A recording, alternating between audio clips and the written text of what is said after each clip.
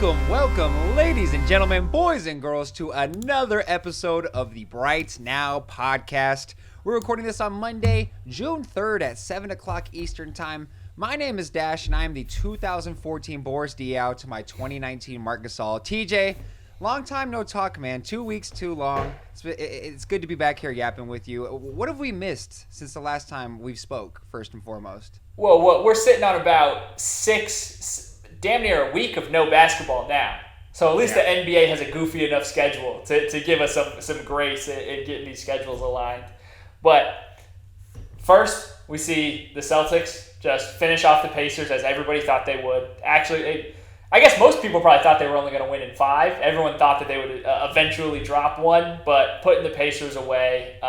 Some really good performances from guys stepping in with Halliburton out. I know Nembhard really just came out firing, and he had it was 30 points in game 3 or 4. I can't, not off the top of my head.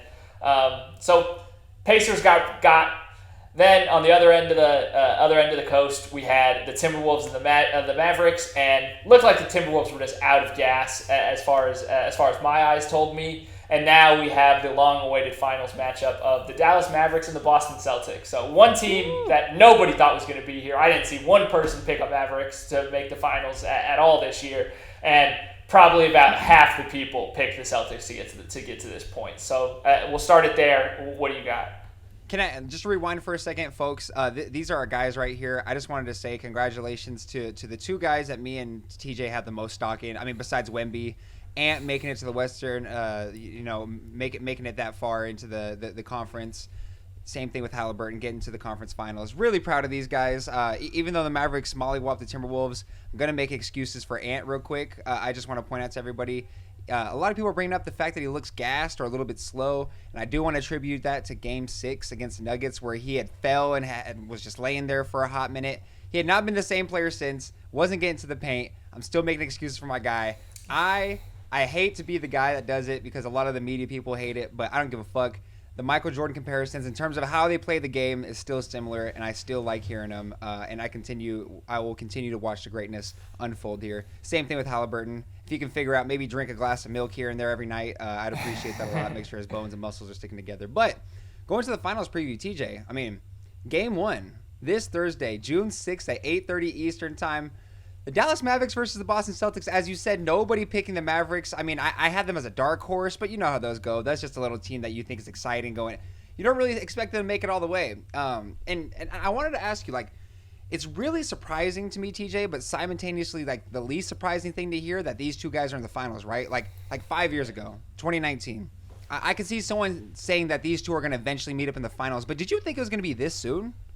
No, but if you had said that in 2019, that, hey, in the next 5 years they're going to be in the finals against each other, I probably would have believed that.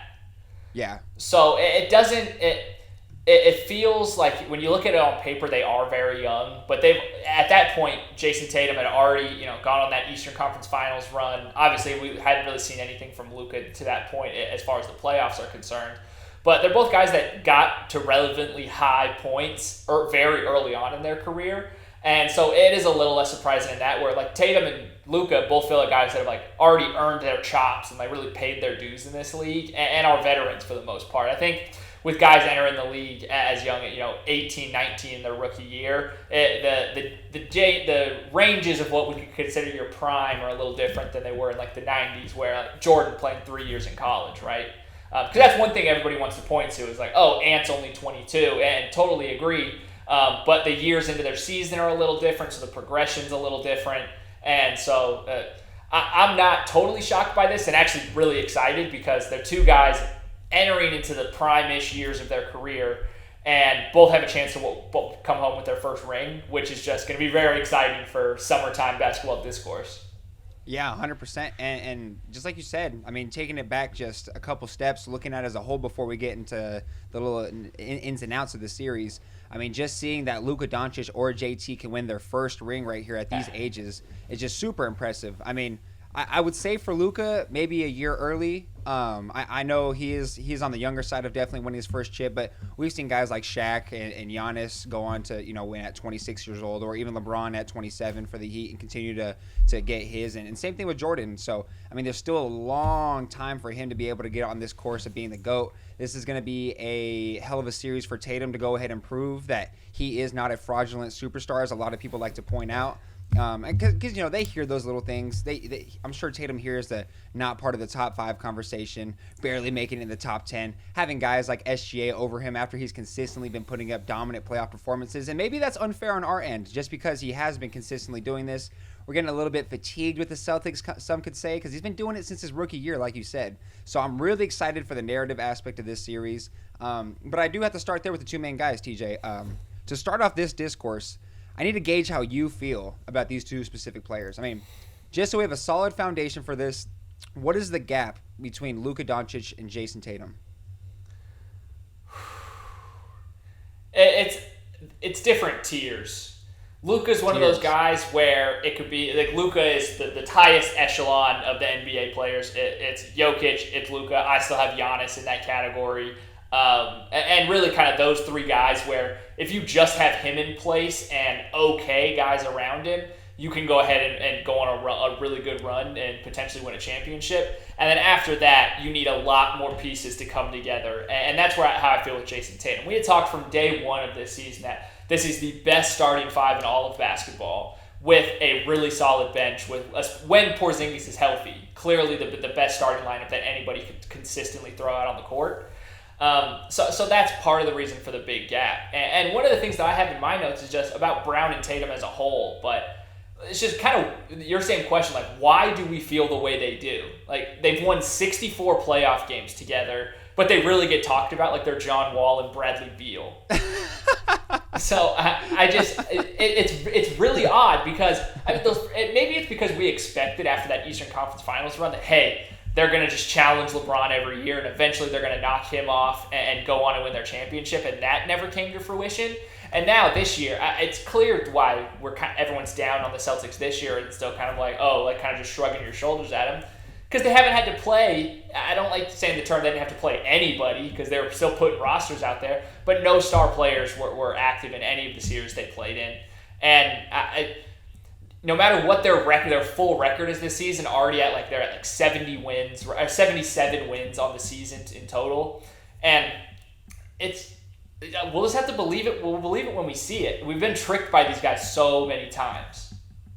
So let's talk about it, TJ. This is kind of where my philosophy breaks down and where I'm having kind of a struggle in between. So, as you said, I mean, we look at a lot of players. A lot of the times in playoff series, it comes down to who has the best player, right? In the finals. I mean, going down the list in the last couple of years, 2023, Jokic is better than Tatum. Is better than Jimmy Butler. 22, Steph Curry is better than JT. 21, Giannis is better than D-Book. 2020, LeBron's better than JB. 2019, Kawhi Leonard is better than Steph Curry. Now, this is where it gets interesting, and I think this is why we need to bring up the question.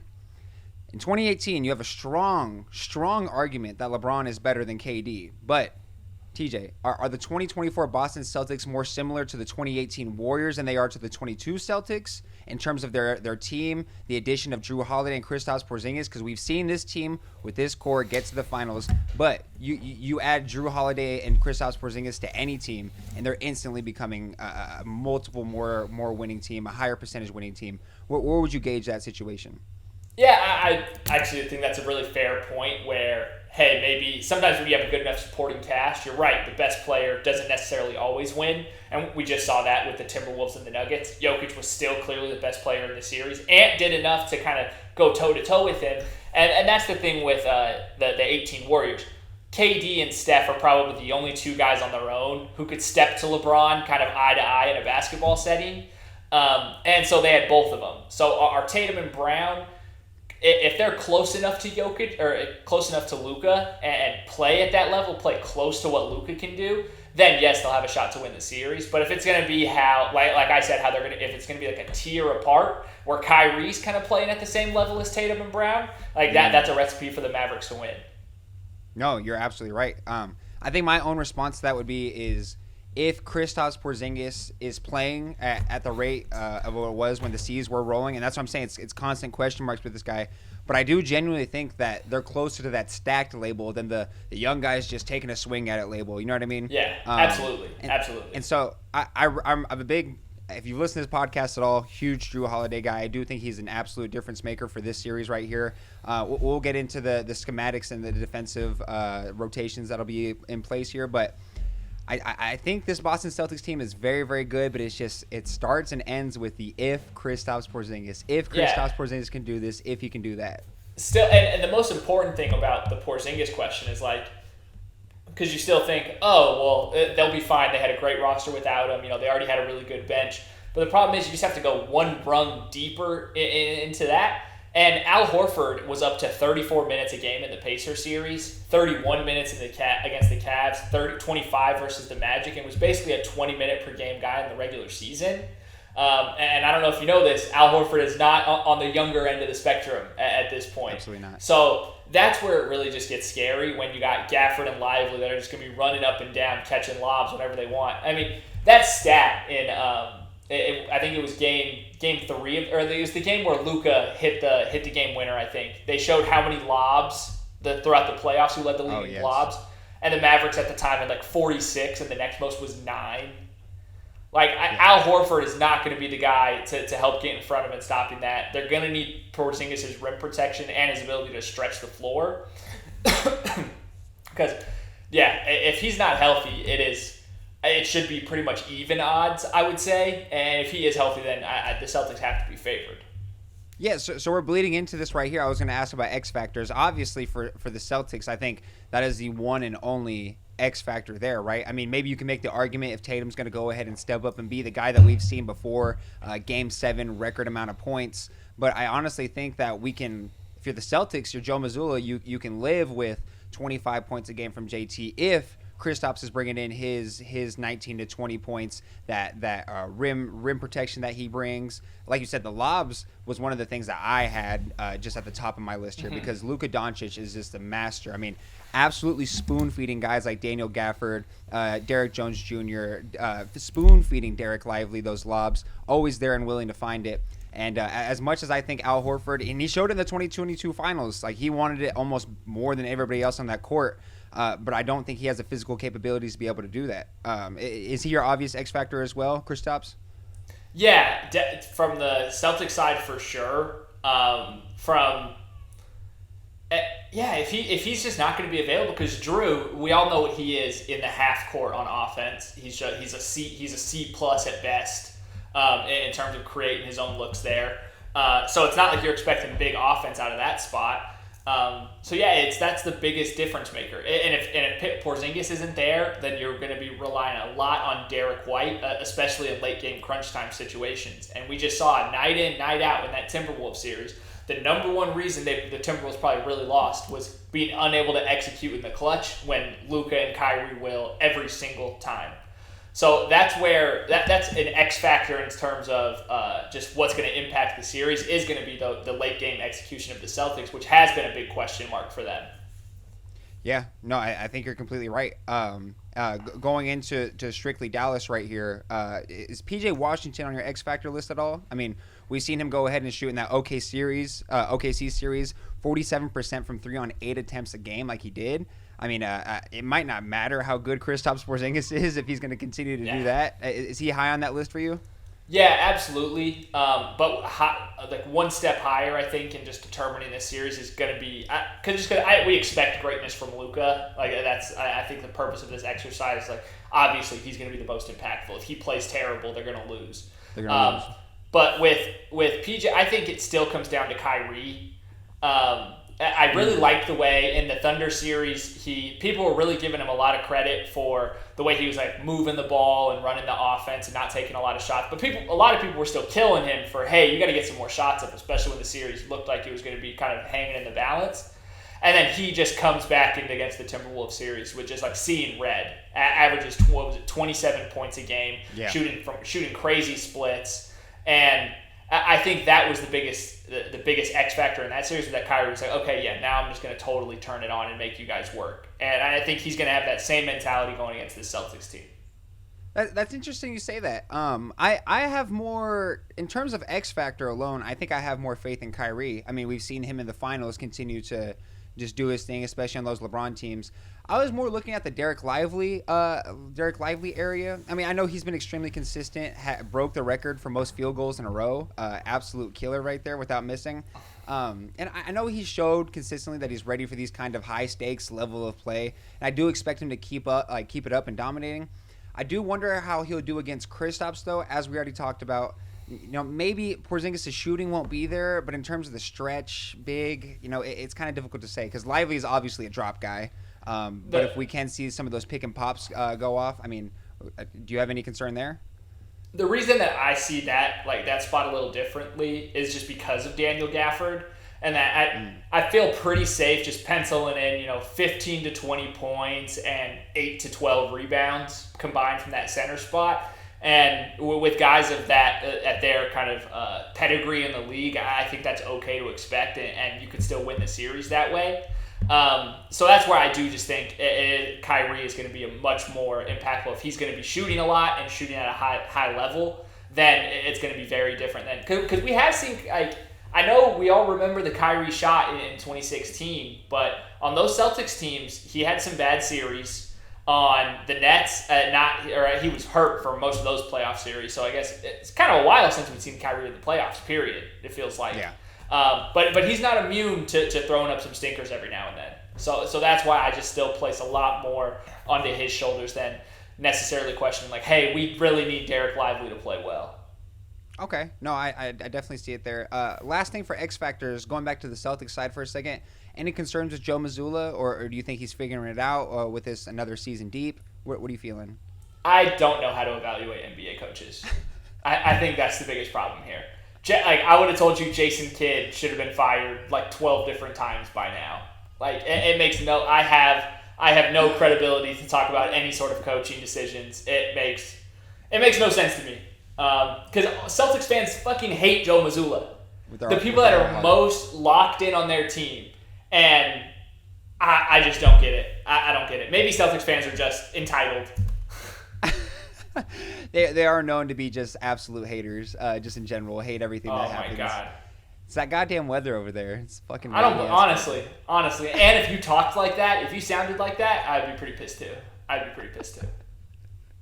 Transitioning into the schematics of this series right here. TJ, obviously not breaking any news here. Celtics love to shoot them some threes. And the thing about that is that's why I'm giving a little bit more credit to the Mavs as more time's going on, as I'm able to consume more of what happened throughout these series, because the Mavericks have done a splendid job on closeouts, and it's been super evident by them smacking the Clippers, the Thunders, and the Timberwolves, all teams that are top 5 in three-point shooting percentage. So I think, I think that's going to play a big role into this game. We always see Tatum. That's probably one of the most frustrating things about him is settling for those sidestep threes. Do you think that's going to continue to be an issue? Do you think the Mavericks will be able to find it? Because, I mean, the Mavericks have also had, the best defense in, the past 6 weeks. Absolutely clamping down somehow. Do you think this is going to be a continued recipe right here for success to stop that three ball? Yeah, I think the Celtics have to stick with your guns when it comes. You can't just throw away the playbook because now you have to win the last 4 games of the season. So you're going to see him get up a lot of threes no matter what. Going to be more so if Kristaps is in. But you're right. The Mavericks have done an incredible job on just stepping up their defense. After those first couple of Clippers games, too, it did not look like they even understood. They did not get the memo that the playoffs had started early on. So that was just the turnaround for them alone is absolutely bonkers. When it comes to actually stopping the Celtics, you live with every Jason Tatum three he takes because although we think of him as some excellent three-point shooter, the numbers are just not really there to back it up. You don't do the full fucking Draymond on Jaylen Brown where you're guarding him in the paint. That's not what you do. But you get a hand up and contest, and that's what you just focus on. I think the Celtics don't, since they don't have that one guy that's just absolutely just world beating. I think you stick to your principles and let them take you home. I don't think you really need to scheme up anything crazy for him. Force the ball into Drew Holiday's hands late in game if you can, and you live with the results from there. All right, and then from the offensive side, I wanted to talk to you about Luka. I mean, he's probably going to have his toughest opponents in this finals matchup in terms of playing the offensive ball. No? No, in terms of like who's going to guard him? No, Lou Dort is easily the toughest guy that'll guard him. That's one individual. I'm talking about, I mean, all the options that the Celtics have to put, a strong, smaller guy, the guy closest to the build of a Lou Dort. I'm not saying Drew Holiday's Lou Dort, but Drew Holiday's pretty fucking good. He's not strong enough. He's not strong pretty enough. Strong. He's pretty strong. He's not strong enough. Or how about the two extremely athletic wings in Jaylen Brown and Jason Tatum? Jaylen Brown can do his best, but he's going to get out-muscled. And I don't think Jason Tatum has it in him to guard him. I don't think Jason Tatum can guard at a high enough level. I wholeheartedly mean that. I'm not trying to troll or give you any hot take bullshit. Luka's toughest matchup is behind him. Really? I 100% think so. And I think the Timberwolves, theoretically, you said the Timberwolves had a better shot at guarding him than the Celtics did. I know revisionist history, you can say that after the series. But going into it, if I'd asked you 6 weeks ago, hey, who would do a better job with them? Anthony Edwards and Jaden McDaniels or Jaylen Brown and Drew Holiday? And you would have gone with I'm just saying. Okay, I hear you, and I was going to use the team defense argument, but T-Wolves finished out first. But I mean, the Celtics were between that first, second, and third position all year, and I think they still have a lot of credibility. I hear you. You got Al Horford guarding me in a pick and roll. Come on, man.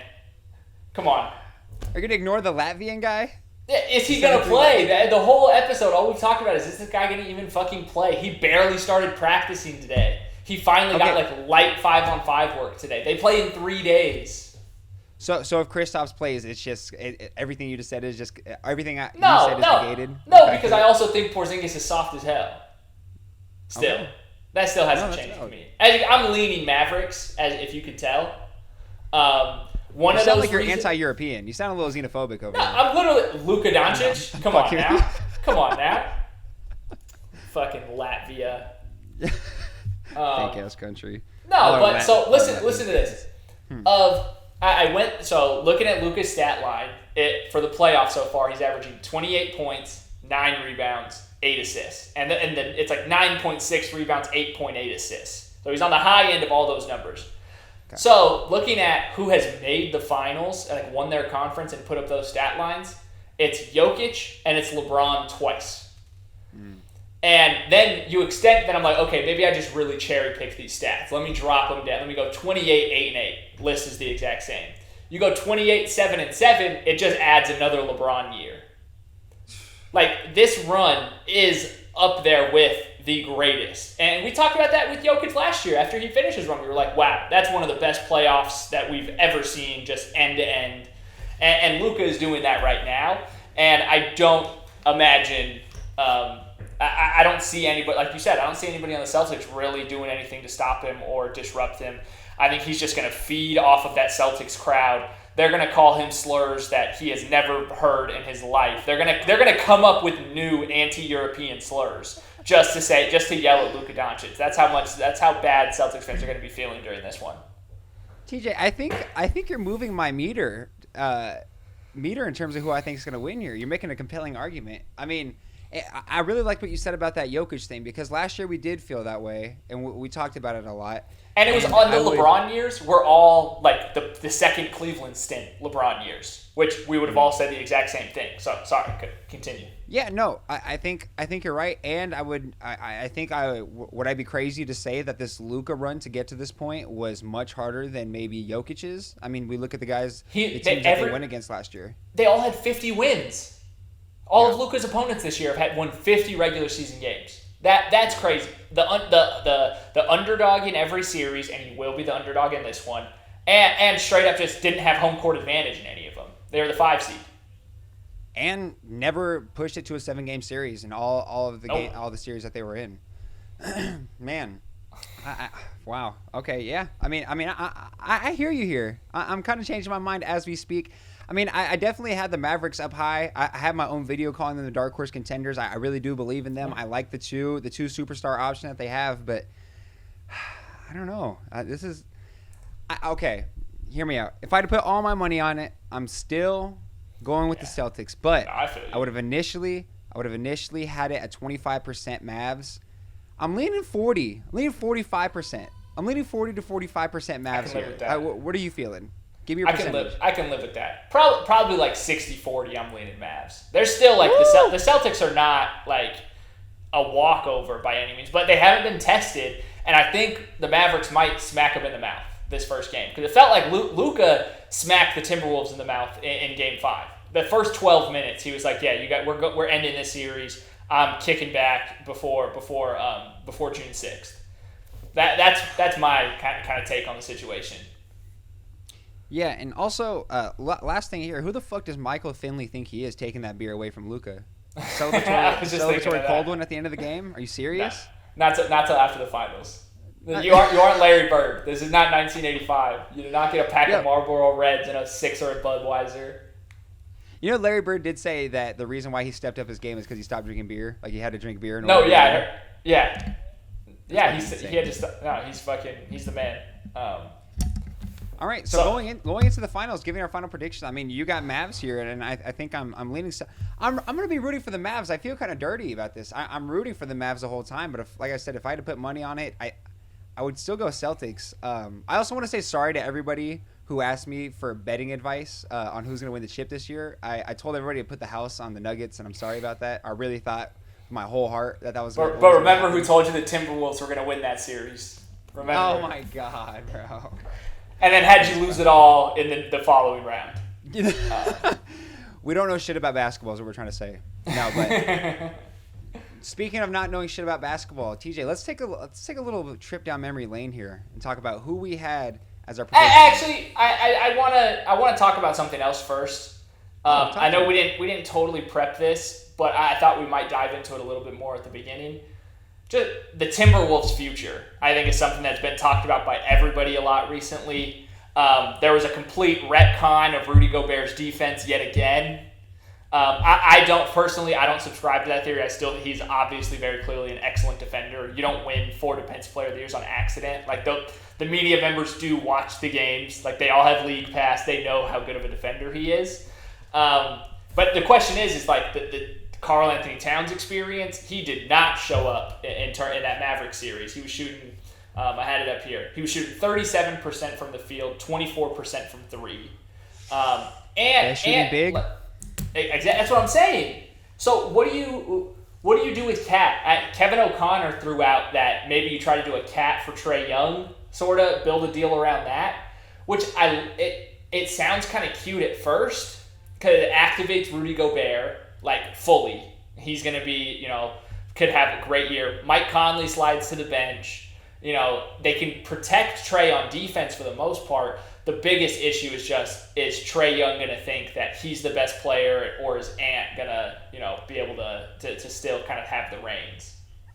So I mean, I hear what you're saying. Activating Rudy, making sure Mike Conley gets that real veteran point guard presence off the bench. The part where I kind of stray away from the idea is I don't think that Trae Young is under that same mentality that the Timberwolves are a part of. And I almost want to say Cat's more similar to the Hawks' ideologies than maybe the Timberwolves in terms of how they play defense and how they play the game. DeJounte's not good enough to be his running mate, though. That's the problem. DeJounte was a little bit better. DeJounte's a little bit better, yeah. Because you want to find Ant another star. You want to find Ant another star. No, I didn't even totally agree with it. I just wanted to talk about what the Timberwolves do. You really want another star, or are we going in the Mikal Bridges direction? Okay, I hear Mikal Bridges would be close enough to a star for me. He needs a real second option that's not gonna piss down his leg in the playoffs like that, and isn't in his 9th year in the league, still committing fouls 94 feet from the basket just because he gets a little too excited. There's just those small things where you're no matter how much he had stepped up and how good he looked in the Nuggets series, it just comes back down to the same shit. And but he probably does have enough value to get you, at least somebody that's, maybe on the same timeline-ish. Is there a Scotty Barnes conversation and the Raptors just kind of help facilitate a deal? And we get Cat sent somewhere else. I don't know. I don't know. I like it. And Rudy, where do you stand on the Rudy Gobert debate? I guess is another good question. Oh, so I do want to talk about that. I'm just thinking in terms of the timeline situation and having that second option with Ant real quick. I think that we need to recognize it's almost like a Wemby situation where Ant looks like he's pretty ready now. And I know it's a high expectation. This team has been dog shit for years, and it's putting a lot on Ant's back. But so let me ask you, Mikal Bridges, I wouldn't have as the best second option in the entire world in terms of like scoring and everything like that. Do you think he's going to pack enough scoring punch for that team, or are you completely off that trade? I would still really like it because then you have him kind of playing like the power forward, him and McDaniels. It definitely changes how they look. The starting lineup would be a little odd because like, do you still bring Naz Reid off the bench? Probably. Yeah, it's tough. And the thing is, like you mentioned, the timeline approach that Ant seems ready. It seems like the Timberwolves think he's pretty ready too, the amount that they had committed to the center position, period. It's just, yeah, Cat is in that really weird spot where it's like, how many guys are actually like better than him still? Even though we do know all of his flaws, like, who really gives you a better shot? You're 100% right. All right, I wish we knew more about the ownership situation because I feel like that would play a big role into all of this. Yeah, not exactly clear as to what's happening. Yeah, but no clue what's going on there. No clue. But going on to your Rudy Gobert question, I'm absolutely in the camp where the only person that's going to contest that shot at the end of the day is going to be Victor Wembanyama, and maybe I can he would struggle with shooting that bitch over. Yeah. 100%. And Rudy, we know what his job is. You can't be surprised when he's one-on-one with one of the best ISO players we've seen in the last 30 years, top 3, top 4. So I mean, you can't be too mad about that. It's not his job. He's an amazing rim protector. You want to talk about the offensive struggles that he has, especially towards the end of games, and makes him a liability? Yeah. Go ahead. We can talk about it all here day. for you. Absolutely. I'll write on you the a defensive manifesto. end. Yeah, no, for real. But then it was all exacerbated by fucking Draymond, who's just and the worst part is that Draymond just made himself look stupid. To anybody that actually like knows the thing, obviously some people ate it up and were like, "Oh yeah, screw Rudy Gobert, he sucks." But no, anybody that knows basketball is just like, okay, Draymond, we all know that you just have like a petty grudge against him because he has more Defensive Player of the Years in your era. That's how Draymond's thinking of it. That he lost, he deserved every one of those 4 that he got. How about can we also talk about Kendrick Perkins' quote? Did you see that where he said, he said, "You have made the Defensive Player of the Year award a disgrace, and I wish I could take back my vote that I gave you." Yeah, Kendrick Perkins. Kendrick Perkins? He's Kendrick fucking Perkins? stupid. What? Yeah, you got no place to say anything about somebody's defense, bro. Come on, bro. KG carried you to that 08 ring, bro. Like you played a good role, but don't act like you were the fucking defensive stopper on that team. KG was fucking Defensive Player of the Year. And if one, that's just ridiculous. If one series can just change how you view the defensive, like you clearly didn't pay attention to the league at all, and you were just like, yeah, okay, Rudy Gobert, just bubble that one in because you clearly didn't fucking watch the games. If that's all it took was seeing that one shot, because that's all it was. Luka misses that shot, we're not having the same level of conversation. No, absolutely not. The butterfly effect is crazy. Do you want to rattle off these award predictions, our reactions to how we did on them? Yeah, let's do it. Let's see. All right, so MVP, the least surprising. I got 4 of them right. I don't know about you. How many did you end up getting right? We don't have to talk about that immediately. We can go to MVP, which was the obvious pen-in one at the beginning of the season. It felt, or right after Joel got hurt, it was penned in. Felt like. There was the SGA conversations. There was the Luka conversations, and people are going to be pushing that. By Kendrick Perkins, talking about it should have been SGA, and then Shaq when he gives him the award to be like, I voted for SGA, but okay, big fella, how do you feel? Come on, man. What are we doing? Hey, what was the point of that? What was the point of that? Jokic, obvious one. 3-time MVP. Luka fans are going to be talking shit if he wins the chip, right? Oh, absolutely. And Luka, if you want to bet on Luka to win MVP next year, do it now because as soon as if they win the chip, even if they don't, as soon as that final buzzer sounds, he is going to be the odds-on favorite. The lowest odds are right now. Right now. Yeah, I'm this is the best you're going to you- get him at. This is the best you're going to get him at. Because even if the Mavericks do lose, I'm guaranteeing you the first game that the Mavericks do win, they're going to get 2 off for sure. At least 2. At least 2. And like I said, I could see them winning the series. But after he wins that first game, that motherfucker's value is skyrocketing in DraftKings. That motherfucker's stock is rising real quick. Which sucks because I think I've bet on Luka the last 3 years to win MVP at the start of the year. Because I'm just like, it might just be time. It might just be time. Wasn't bad. Shout out to Monty Williams, my only ever award prediction bet I actually won. Shout out Monty.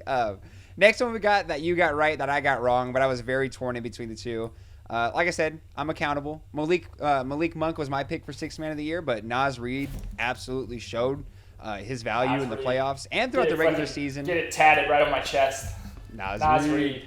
You see the old ladies getting it tatted on them? That's crazy. I fucking love that. That's fucking badass. Fucking Minnesota, man. Love that. That's a real fan base. That's a real ass fan base. But yeah, Naz Reid completely deserved it. Dominant in most of the playoffs, I would say. I mean, maybe a little bit, tailing off in that series, especially with them going down 0-3 at a point. We saw some Naz Reid games that you weren't in love with, but like I said, it's a Sixth Man of the Year award. You got to have your starter stepping up, or he's trying to inject them with as much energy as he can. But at the end of the day, you need your players to play, and he did all he could do, in my opinion. Great game against Jokic too in the playoffs. He had one game against Jokic where he was holding him for a few possessions in the fourth quarter. That was really happy to see for his standards. But yeah, do you have any other thoughts on that? I mean, Malik Monk had a hell of a season, but it wasn't a Naz Reid season. Yeah, I think the vibes were just there with Naz Reid all year, especially on a team when he's subbing in for either Karl Anthony Towns or Rudy Gobert. So people are just going to love him immediately because he's not one of those two guys. He perfect situation. Probably not getting. He shouldn't get another one because he should be starting somewhere.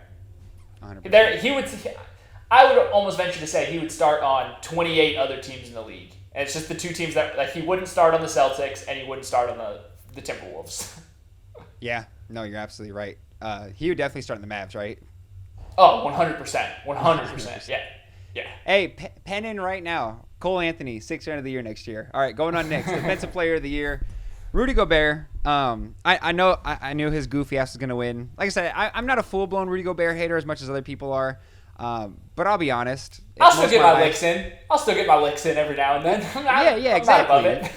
Yeah, I'm not above it. I'm not no Draymond, but whenever it comes. But I just really wanted Wemby to do it as a rookie. It would have been cool. But I know apparently this team defense thing matters a lot for this individual award, especially when you have Anthony Edwards, Jaden McDaniels, Naz Reid. But whatever, it's cool. Yeah, Rudy deserved it. Same level as Ben Wallace, same level as Mutombo. Get you, Rudy. Get yours, I guess. Rudy Gobert is like where we stand on Rudy Gobert is like when somebody will be like, you say something negative about like Trump or something, and they'll be like, oh, so like you love Joe Biden, right? And it's like, hey, whoa. Yeah, whoa. It's like, man, Rudy Gobert, he's like still underrated. People hate on him too much. Yeah, he's one of the best. He's one of the top 5 centers in the last 20 years. Hey, whoa, I'm not. Nobody said that. No, we ain't doing none of that. That's where I stand on Rudy Gobert. Yeah, I completely agree. Going on to this next one, Coach of the Year, Mark Dagnall. This was your pick, right? I took Jamal Mosley. Oh, you did take Jamal Mosley. Okay. I had Coach Malone. I thought Michael Malone was gonna go ahead and get that. But Mark Dagnall definitely deserved it at the end of the day, right? Yeah. No, I feel you there. He was the favorite to start the season too. Finishes out winning the award. So who's Mark Dagnall? Yeah. No, seriously, who the fuck is this guy? I don't know. I still couldn't pick him out of a lineup. Still, you find 6 guys that look like Mark Dagnall. I'm gonna give you, so any one of those guys coaching the Thunder. I've seen a lot of people that look like they have very similar genes to him. Like they have, what I'm saying, like the same tribe, that little no chin action that's going down quickly. I feel like he's easy to draw. Easy. Mark Dagnall's easy to draw. Moving on to Clutch Player of the Year, we have your boy Steph Curry, winning the award this year. My boy. That's your boy. Yeah. When did he become my boy? No, I'm fucking with you. Tyler's very anti Steph Curry. He has been for the last couple of years. Relatively. As long as I've known you, actually. Relatively anti Steph Curry. I see it's similar to the Gobert debate. I'm like, I remember somebody told me, he's better than Michael Jordan. Hey, whoa. Best small guard ever, 100. Best shooter ever, 100,000%. He's not better than KD. He's not better than LeBron. No, definitely better than KD. But yeah, we're going to the rookie of the year here. You don't think Steph is more impactful than KD? No, that's a different question. Well, first of all, we've only seen one Steph Curry. You're like a blacktop. That's how you gauge your guys. You go with a blacktop. Who's gonna win 1-on-1? I'm just saying. Chet and Wemby are a direct product of Kevin Durant. The best thing Steph has given up is Trae Young. So who are you more excited about, buddy? Come on now. You're right. Do you have any issues with the Clutch Player of the Year award going to Steph? This is who you predicted, right? No, because it's a make-believe award for it's stupid. We just wanted to give an extra trophy. We just wanted to hand out an extra trophy. I fucking hate it. I hate it more than anything. At least give us like a comeback player of the year or something. Like give us something that's not just it's fucking stupid. Go to the net. I don't even want to talk about it anymore. Who did you pick? I had who was it? Oh my god, I had it written down right here. Did you have and I Brunson? accidentally deleted it. Yes, I had Brunson. Brunson? I had Jalen Brunson. Yes, because we had the whole discussion about him. Damon Brunson. Yeah, the legendary Damon Brunson discussion. 24. Who would you have? Comeback player of the year. I really like that. First guy that comes to mind in league history who would have got it. Victor Oladipo was definitely behind that list. He definitely would have. He would have one of those. Paul George would have one of those. Yeah, Paul George especially when he was like that top 5 in MVP voting, coming back from that injury. KD would have got it when he came back from his Achilles thing. No, 100%. Who would have got it this year? Comeback player of the year. Was there anybody that came back off? Kawhi ended up playing enough games to like be anything. It would be probably Kawhi. Yeah. I think we could pen that one in. Yeah, no, I wouldn't mind that. Who would be the face though? Who would be like the guy? Like who's the trophy named after? Honestly, the Bill Walton Trophy. Ooh. R.I.P. Because he had all the foot problems, comes back to win a champion, like to win a 6th Man of the Year and all that good stuff. I think the Bill Walton Trophy. Let's fucking bring it in. Or the Bill Walton Trophy could be which NBA player smokes the most weed during the season. Who KD, played the highest? KD back to back. Yeah. KD would be the Rudy Gobert of the Bill Walton Award. Would Brandon Ingram be a sneaky pick? Ooh, dark horse sure. Candidate. 1 year, like TJ McConnell wins it. We're just like, oh my god. He plays way too quick. Have you seen the picture where it's Tyrese Halliburton with the Kings at some event and everybody looks fried, and then it was when he was on the Pacers and they were at some event and everybody looks just as fried, and it was like, damn, does Tyrese Halliburton like just keep it on him? Like, damn, Zaman. No, shit, he wants to see it. Golly, we need that award. This is a Bright Now podcast award officially. The Bill Walton one's too perfect. Rest in peace. One of the first people to make that position, pass first position, and really run the offense to the big man in that aspect. R.I.P. to the man. And lastly, we got Rookie of the Year, and in my notes right here, I have this was decided about a year and a half ago, I think. Yeah, probably. Probably when the lottery balls came down. Yeah, probably when the lottery balls came down, I would have to assume. Wembanyama, absolute killer. Still have all the stock in the world with him. As we've said a million times, you've probably heard on every podcast a million times, if he doesn't get hurt, I don't see the ceiling with this guy ever stopping. I think it's just... The interesting part is he actually like impacted this season too with that Nuggets comeback at the end, bumping them down to the 3rd seed. Like things could look very different in the Western Conference right now if Wembanyama just isn't himself. So that's just kind of a crazy thing to think about. Simmons and Rosillo talked about it. What if it's like a rock, paper, scissors situation where, like, you know what I'm saying? Like, what if the Mavs get beat by the Nuggets in that way, but the Mavs play the Timberwolves first and they're just completely, Western Conferences instead, two different matchups. We have no clue how it could go. And I think you're right. Immediately impactful as rookie year. I'm excited, man. I'm excited. Good to talk back ball with you, TJ. I'm glad we got to get back on here. It's been too long. Now it's been too long without a game. So we got to get back in action. There's been a lot of WNBA action flying around.